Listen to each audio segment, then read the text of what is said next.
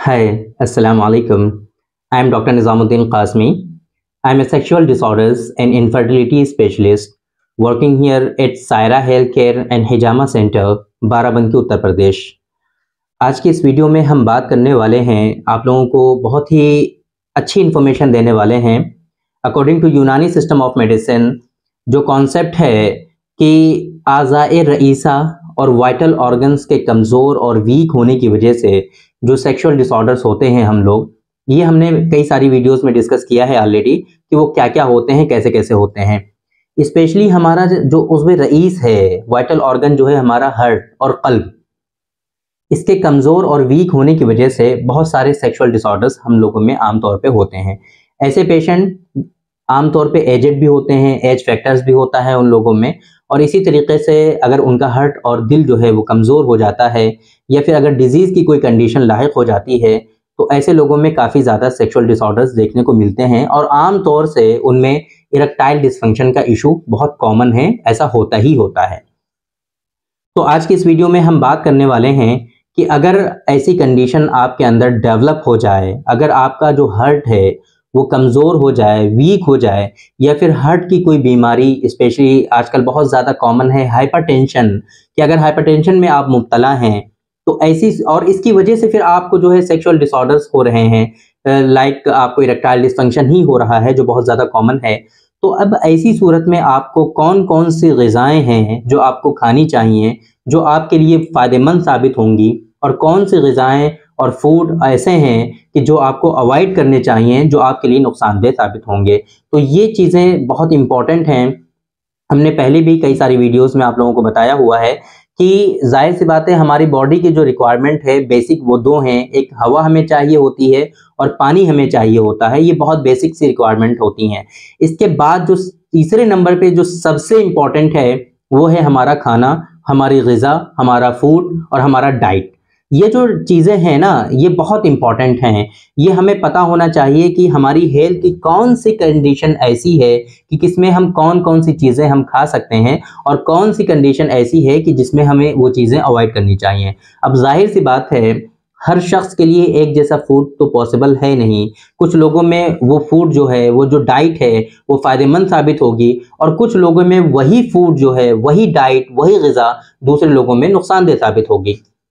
तो ये चीज़ें इतनी ज़्यादा इम्पॉर्टेंट रखती हैं, इसलिए आप लोगों को इसके बारे में पता होना चाहिए। तो इसी के तहत आज के इस वीडियो में हम बात करने वाले हैं, आप लोगों से डिस्कस करने वाले हैं कि अगर आप में हार्ट की वीकनेस है, अगर आपका दिल कमज़ोर है, अगर आपका कल्ब जो है ये कमज़ोर है और इसके अंदर डिजीज़ की कंडीशन आ गई है, स्पेशली हाइपरटेंशन के मर्ज़ में आप मुब्तला हैं, तो फिर आप कौन सी ग़िज़ाएँ इस्तेमाल कर सकते हैं और कौन सी ग़िज़ाएँ आपको अवॉइड करनी चाहिए। आम तौर पे होता क्या है कि अगर आपका हार्ट कमज़ोर हो जाता है, आपका दिल कमज़ोर हो जाता है और डिजीज़ की कंडीशन आ जाती है तो उसकी वजह से आप में सेक्सुअल डिसऑर्डर्स होते हैं। ये बहुत कॉमन है, ऐसा होता ही है। आम तौर पे चूँकि एज फैक्टर्स भी आ जाते हैं, ये पेशेंट जो होते हैं काफ़ी एजेड भी होते हैं, और इसके साथ-साथ उनमें क्या होता है ना कि सेक्सुअल डिसऑर्डर्स भी आ जाते हैं, इरेक्टाइल डिसफंक्शन भी होने लगता है। तो फिर ऐसी सूरत में आप लोगों को पता होना चाहिए कि आपको खाने में क्या खाना है जो आपके लिए फ़ायदेमंद साबित हो। आप खाते रहें रेगुलर बेसिस पे, जिससे आपका जो हार्ट है, जो उसकी वीकनेस है, जो कमज़ोरी है, वो भी आपकी दूर हो जाए, और इसके साथ-साथ जो आपको सेक्सुअल डिसऑर्डर्स हो रहे हैं वो भी आपके कम होते और आगे चल कर के बिल्कुल ख़त्म हो जाएँ और नॉर्मल हो जाएँ आप। तो वो ग़िज़ाएँ आपको पता होनी चाहिए और वो आपको इस्तेमाल करनी चाहिए। इसी तरीके से हम बात करेंगे कि अगर आपका हार्ट कमज़ोर है, वीक है और उसकी वजह से सेक्सुअल डिसऑर्डर्स आप में हो रहे हैं, इरेक्टाइल डिसफंक्शन या फिर कोई दूसरा डिसऑर्डर आपको हो रहा है, तो फिर ऐसी सूरत में आपको कौन-कौन सी ग़िज़ाएँ और कौन-कौन सी डाइट और फूड ऐसी हैं कि जिनसे आपको बचना चाहिए, उनको अवॉइड करना चाहिए, ताकि आपके अंदर सेक्सुअल डिसऑर्डर्स जो हो रहे हैं वो ना हो ज़्यादा। क्योंकि अगर आप ये ग़िज़ाएँ आप कंज़्यूम करेंगे तो ये आपके हार्ट को और ज़्यादा नुकसान पहुँचाने वाली ग़िज़ाएँ हैं। तो इसकी वजह से जो सेक्सुअल डिसऑर्डर्स आपको हो रहे हैं, हार्ट और दिल के कमज़ोर होने की वजह से, आपके दिल के कमज़ोर और वीक होने की वजह से, तो वो डिसऑर्डर्स और ज़्यादा होंगे अगर आप इनको अवॉइड नहीं करेंगे। तो आज की इस वीडियो में हम यही दो बेसिक चीज़ें डिस्कस करने वाले हैं कि अगर आपका हार्ट कमज़ोर है, वीक है, तो आपको कौन सी चीज़ें खानी चाहिए। अगर आपका हार्ट और कमज़ोर दिल जो है आपका वीक और कमज़ोर है या फिर कोई डिजीज़ की कंडीशन है, तो कौन सी चीज़ें आपको अवॉइड करनी चाहिए। तो चलिए शुरू करते हैं आज के इस वीडियो को। और सबसे पहले हम बात करते हैं कि अगर हार्ट में आपके कोई डिजीज की कंडीशन लायक हो गई है या फिर अगर आपका हार्ट जो है वो कमज़ोर और वीक हो गया है, तो कौन कौन सी ग़िज़ाएँ आपको इस्तेमाल करनी चाहिए और आपको अपनी डाइट में उनको जो है शामिल करना चाहिए, ताकि आपके जो हार्ट की वीकनेस है वो दूर हो सके। तो सबसे पहले जो इम्पॉर्टेंट है इसमें वो है जौ।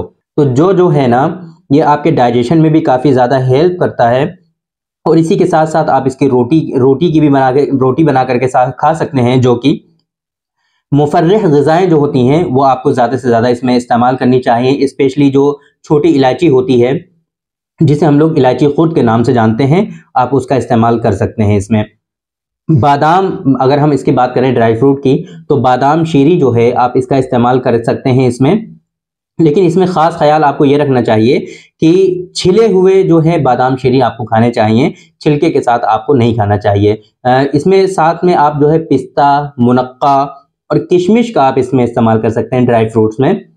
ये चीज़ें जो हैं आपके हार्ट को कहीं ना कहीं तक़वियत पहुंचाती हैं, उसको मजबूत करती हैं। अगर हम इसमें फ्रूट्स की बात करें तो मौसमी फ्रूट्स में आप जाहिर सी बात है, मैंगो का सीज़न अगर आए तो उसमें जो आम शीरी हैं, शीरी आम जो होते हैं, आप उनका इस्तेमाल कर सकते हैं।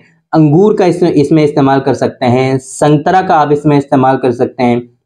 सेब और एप्पल जो होते हैं आप उनका इस्तेमाल कर सकते हैं। गाजर का ज़्यादा से ज़्यादा इस्तेमाल करिए आप। माल्टा का आप इसमें इस्तेमाल कर सकते हैं। शहतूत का आप इसमें इस्तेमाल कर सकते हैं ना, शहतूत लेकिन शीरी होने चाहिए, मीठे शहतूत जो होते हैं आप उनका इस्तेमाल करें। दूसरे किस्म के जो शहतूत होते हैं उनसे आपको बचना चाहिए। आप इसी तरीके से अगर हम सब्जियों में बात करें तो शलजम का आप इसमें इस्तेमाल कर सकते हैं। कद्दू का आप इसमें इस्तेमाल कर सकते हैं। लांबा होता है ना, कद्दू लांबा, आप उसका इस्तेमाल कर सकते हैं। पालक का आप इसमें इस्तेमाल कर सकते हैं। खुरफा का साग जो होता है वो बहुत ज़्यादा अच्छा होता है ऐसे लोगों में, आप उसका इस्तेमाल कर सकते हैं। ख़ास तौर से इसमें भैंस का दूध आपको अवॉइड करना चाहिए, वो नहीं लेना चाहिए। गाय जो सेहतमंद गाय है, सेहतमंद बकरी है, अच्छी क्वालिटी की, उम्दा क्वालिटी की जो गाय और बकरी है, इन दोनों का दूध आपके लिए बहुत फ़ायदेमंद साबित होगा। ऐसी कंडीशन में इन दोनों का दूध और इनकी बालाई जो है ना, वो भी आप खा सकते हैं, वो बहुत अच्छा रहेगा आपके लिए। तो ये चीज़ें हैं कि जिनका आपको इस्तेमाल करना है, अपनी डाइट में इनको बढ़ाना है। इनके इस्तेमाल करने से कहीं ना कहीं ये जो है मुक़व्वी क़ल्ब ग़िज़ाएँ हैं, आपका जो हार्ट है, इनके खाने से आपका हार्ट जो है मजबूत होता है और उसकी कमज़ोरी आपकी दूर होती है। और इसकी वजह से फिर जो सेक्सुअल डिसऑर्डर्स हो रहे होते हैं वो भी धीरे धीरे आपके ख़त्म हो जाते हैं और आपकी जो सेक्सुअल लाइफ है वो भी मेंटेन हो जाती है और सही होती है। आगे हम बात करते हैं कि अब कौन कौन सी ऐसी ग़िज़ाएँ हैं कि जिनसे आपको बचना चाहिए, अवॉइड करना चाहिए। अगर आप में ऐसे हार्ट की डिजीज़ है, हार्ट आपका वीक है, कमज़ोर है, या फिर हार्ट की कोई एबनॉर्मल कंडीशन है, तो उनमें इन ग़िज़ाओं को आपको अवॉइड करना चाहिए, ताकि उसमें और ज़्यादा नुकसान ना पहुँचाएँ वो। अगर सेक्सुअल डिसऑर्डर्स हो रहे हैं तो वो और ज़्यादा ना हो आप में और वो कम हो सकें। तो इनका परहेज़ करना बहुत ज़्यादा ज़रूरी है आप में।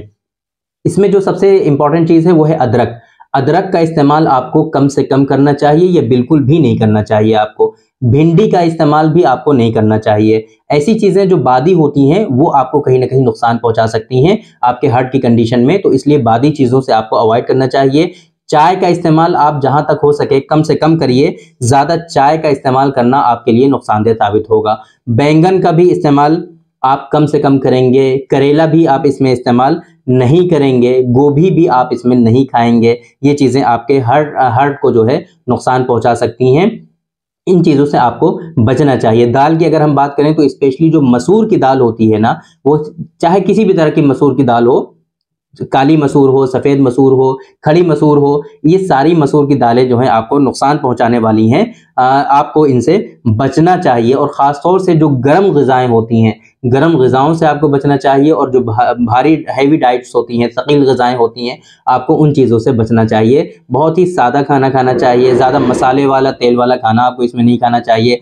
पानी का इस्तेमाल जहाँ तक हो सके आप ज़्यादा से ज़्यादा करें, ताकि आगे चल करके आपको हार्ट में और ज़्यादा प्रॉब्लम्स ना आए और उसकी वीकनेस जो है वो दूर हो सके आपकी, और उसकी वजह से जो सेक्सुअल डिसऑर्डर्स होते हैं वो उनमें कमी हो सके और सेक्सुअल डिसऑर्डर्स आपके दूर हो सकें।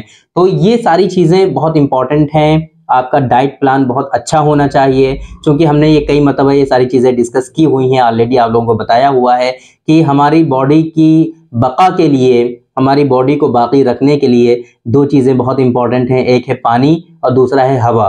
पानी और हवा का होना बहुत ज़्यादा ज़रूरी है। इसके बाद जो नंबर आता है वो सबसे ज़्यादा ज़रूरियात में से वो है हमारी डाइट, ग़िज़ा।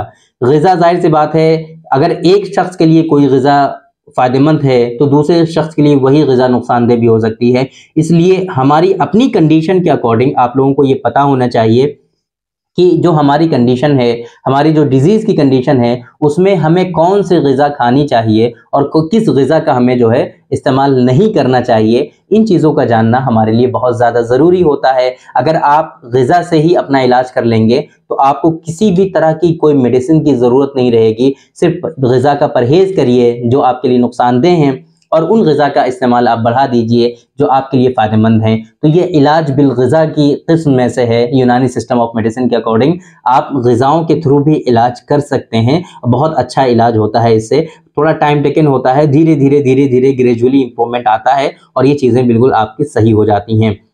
तो उम्मीद करते हैं कि आज के इस वीडियो से आप लोग फ़ायदा उठाएँगे और उम्मीद करते हैं कि आप लोगों में अगर इस तरह की कंडीशन है तो उसमें आप ये चीज़ें जो है अप्लाई करेंगे और इन चीज़ों से आप बचेंगे जो हमने लास्ट में बताई है। और जो पहले हमने बताई थी ग़िज़ाएँ, आप उनका इस्तेमाल बढ़ाएँगे तो खुद ही आप फ़र्क देखना स्टार्ट कर देंगे कि कैसे आपको इनसे फ़ायदा होता है और कैसे आपकी जो सेक्सुअल लाइफ़ है वो आपकी बेहतर होती चली जाती है। बाकी अगर आपको सेक्सुअल डिसऑर्डर्स हैं, इनफर्टिलिटी है, आजकल मेल इनफर्टिलिटी बहुत ज़्यादा कॉमन होती जा रही है, स्पेशली एज़ोस्पर्मिया के केसेस बहुत ज़्यादा देखने को मिल रहे हैं। तो अगर आप ट्रीटमेंट कराते-कराते परेशान हो चुके हैं और एज़ोस्पर्मिया में आपको कोई रिलीफ नहीं आ रहा है, तो एक मर्तबा यूनानी सिस्टम ऑफ मेडिसिन के अकॉर्डिंग इसको ट्रीट करके देखिए। इंशाअल्लाह आपको परफेक्ट रिजल्ट मिलेंगे। बहुत ही तेज़ी के साथ इसमें जो है फ़ायदा होता है लोगों को और अल्हम्दुलिल्लाह इससे लोगों को बहुत तेज़ी के साथ रिलीफ होता है और क्योर होती हैं डिज़ीज़ें। एज़ोस्पर्मिया के बहुत सारे पेशेंट अल्हम्दुलिल्लाह उनको रिलीफ हो चुका है और आज उनके घर में खुशियाँ भी हैं, औलादें भी हैं, सब कुछ है। बस ये है कि सही ट्रीटमेंट आपको पहुँचना चाहिए। तो अगर आप दुनिया के किसी भी कोने में हैं, कहीं भी हैं आप, हमसे आप ऑनलाइन कंसल्टेशन ले सकते हैं। डिस्प्ले पे जो आपको नंबर शो हो रहा है, इस नंबर पे आप हमारा जो ऑनलाइन कंसल्टेशन का स्लॉट है उसकी इन्फॉर्मेशन ले सकते हैं। व्हाट्सएप पे इस पे मैसेज करके या फिर इस पे कॉल करके हमारा अपॉइंटमेंट भी बुक कर सकते हैं और दुनिया के किसी भी कोने में आप हों, आप हमारी मेडिसिन बाय कोरियर मंगा सकते हैं और ट्रीटमेंट सक्सेसफुल आप इसका हासिल कर सकते हैं। तो थैंक यू वेरी मच, बहुत बहुत शुक्रिया आपका। आज की इस वीडियो में इतना ही। इंशाल्लाह कल फिर मुलाकात होगी आपसे एक दूसरी वीडियो में। हम डिस्कस करेंगे आपसे एक दूसरे टॉपिक पर। तब तक के लिए आप हमें इजाज़त दीजिए। अस्सलाम वालेकुम।